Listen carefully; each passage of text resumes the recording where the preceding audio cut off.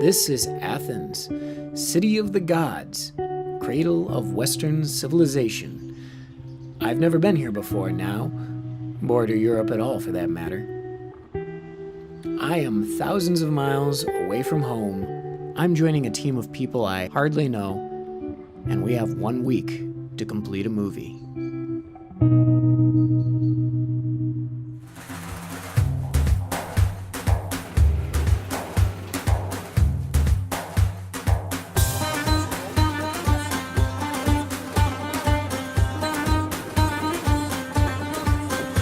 I was brought here to learn from University of Michigan professor and producer Yaron Eliav and director Rob DeMilner.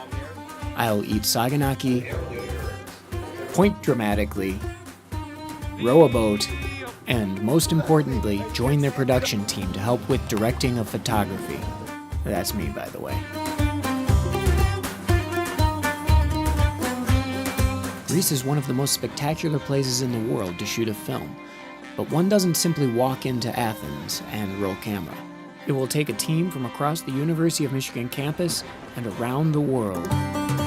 Our film is about an apostle named Paul who came here to Athens nearly 2 millennia ago. But in this film you're watching right now, it's modern Greece, and we're on our own adventure.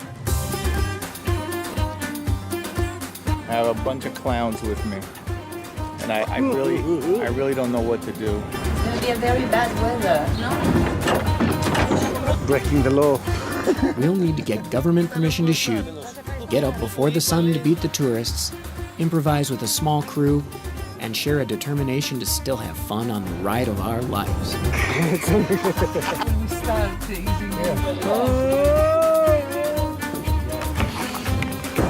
This is amazing. In addition to our apostle character, my name is Paul too. Weird coincidence. So I suppose we can call this film Paul in Athens, behind the scenes with another Paul in Athens.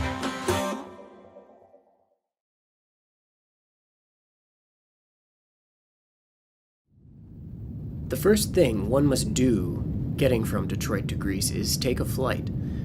A very long flight.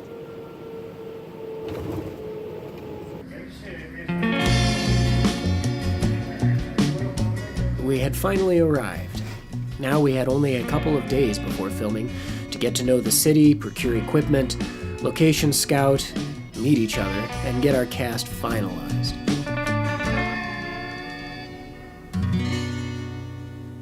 In reality, a lot of people had already been working hard on this film before I arrived on the scene. Raquel from Israel, Maria from Athens, Rob and Yaron had already visited once to research the city. Scripting, rehearsing, and camera consulting had already been taking place among many of us in Ann Arbor for months, but this week was the big push. Also joining us would be Tom Bray, a 360-degree photographer and the best problem solver the crew could ask for. He, Rob, and Yaron would all become like mentors to me. Now we were all together at our first cast and crew meeting, and already a hard choice had to be made. We all agreed that Manos, our head of wardrobe, looked more like the Apostle Paul than the guy we had put in the role for our historic reenactment scenes shooting in a couple of days. So Yaron had to make the tough call to switch actors. We're making a big change here because we're changing an actor. Now we had to get him in costume.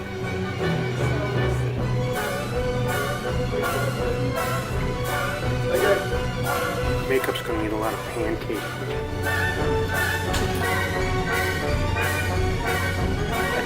How is Mano? I'm now cold. I feel blessed now. I feel bad, but that's what you have to do. You want to produce movies, you have to make hard choices. That's it.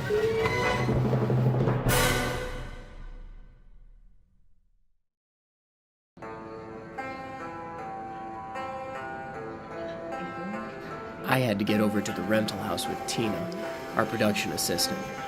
3 million people, nearly a third of Greece's entire population, lives here in Athens, and it shows on the roads. If you want to get anywhere more than slowly, you take a motorcycle. Motorcycles everywhere in the city. Conveniently, Tina had one. And for the first time in my life, I got to hop a ride on one. Athens on the whole is full of graffiti and the greatest collection of incredible street art that I've ever seen anywhere in my life. On Sunday, Tom and I wandered into a giant flea market. I love the Michigan Eagles. I'm gonna start a business just like this in Ann Arbor. Another quality of the Athenians, there is music everywhere.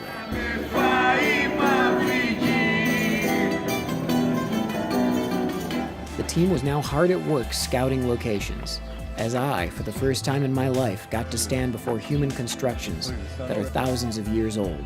In these places, it became clear that large crowds would be a problem, along with any fear of heights we might have.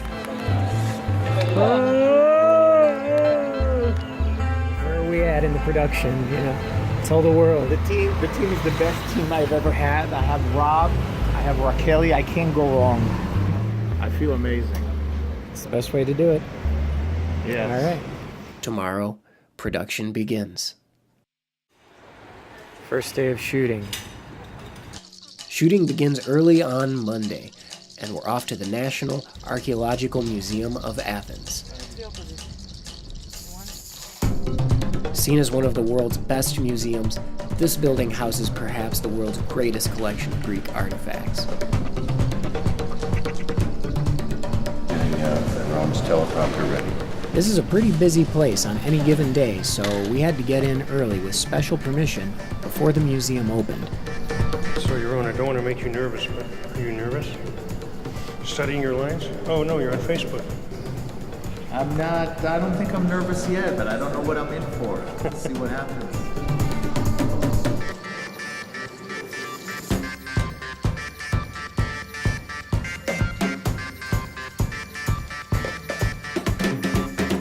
Okay, location 1 done. What condition are we in? We're in deep, deep, deep trouble, let me tell you. And it's just gonna get worse. Our next stop was the Acropolis Museum, opened to the public in 2009 to showcase every artifact found on and around the Acropolis of Athens.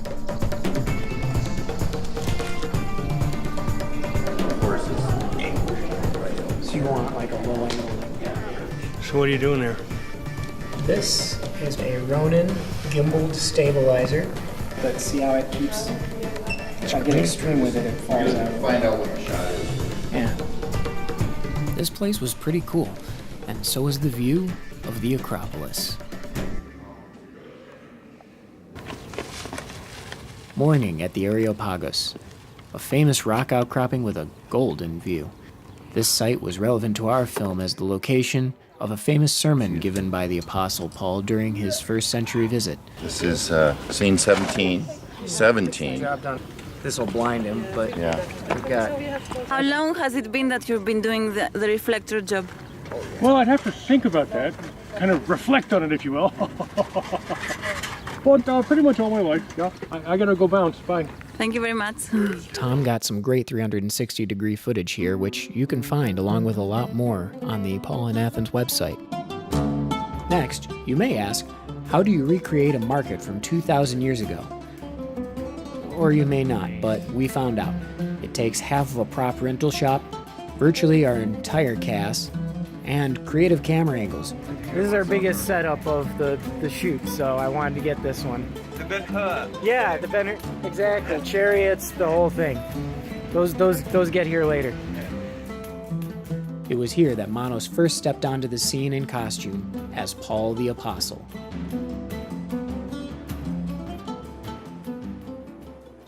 The late afternoon found us at the Kerameikos grounds and museum. Meanwhile, Raquel found out that tomorrow, while we plan to shoot at sea, Mother Nature could cause us some serious problems. Tomorrow is going to be a very bad weather. Well, it's going to be windy. It's going to be very windy, and we're going to be on a yacht and a boat. We need him also, and he cannot be with us on any other day. Okay, so we have to make it happen. Yes. Okay. In other words, we would be filming on the sea tomorrow, and our boats could crash. There he is. Before we could take on the wind and the sea, we had to take on the gatekeepers where our boat was docked. Apparently, there was some license we had to get or already had that they didn't know about or something like that.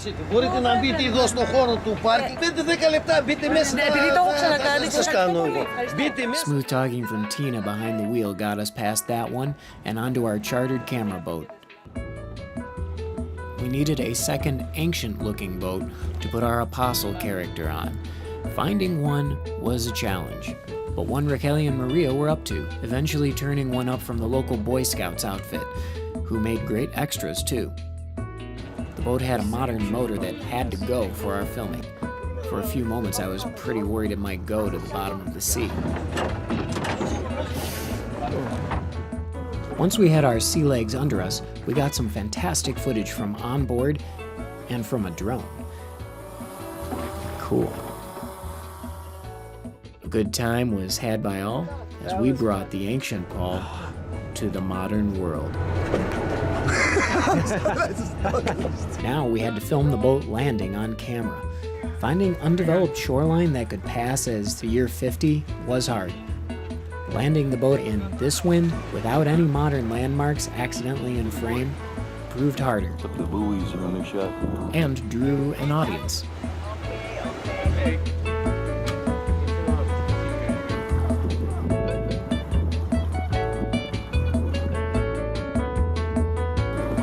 Why is he doing that?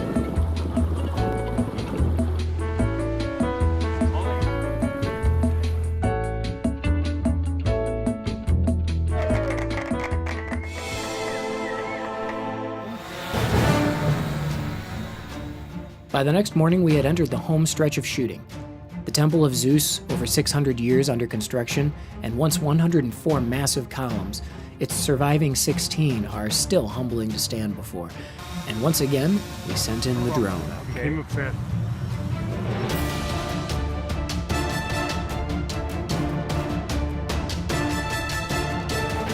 Adonis, our drone guy.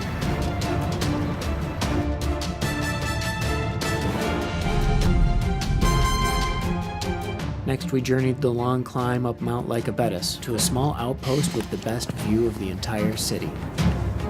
Has been under Roman rule for nearly 200 years. This is the highest point in the entire city of Athens, Greece.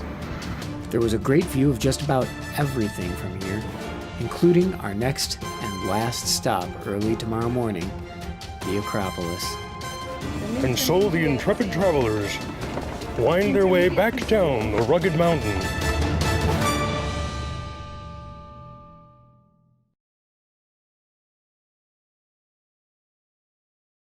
It looks dark out because it's Watch this display, ready? 6:12 a.m. Been up for an hour already. To have the Acropolis to ourselves, alone, with no tourists at sunrise, we had to get up early. There's a lot of people out already. Yeah, including us. But landing a shoot like that takes a lot more than just an early rise. I was told they turned, I think it was Gucci or something, down for a $2 million offer to shoot up here. That's how protective they are of letting people film up here. And we got it. We're gonna be up there for a couple hours. This is quite literally an opportunity of a lifetime. It's a huge, what is it called, like respect that we've got a permission to shoot here. As the sun climbed over the rocky horizon, so did we, following in the footsteps of the ancients up the propylaea of the Acropolis. Oh my God. This is amazing.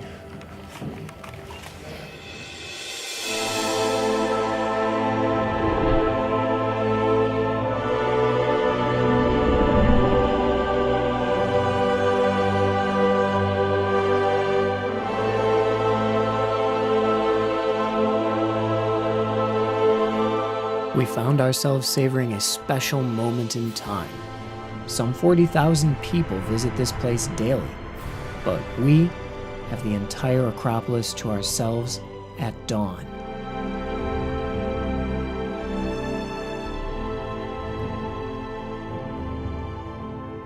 For us, this was an arrival. The lives of 2,000 years have survived, written in the stone of Athens. What we had done in 1 week here wouldn't last that far. But through the heat and traffic, our ragtag little crew had achieved something. We had made friends, maybe 1 or 2 enemies, and a movie.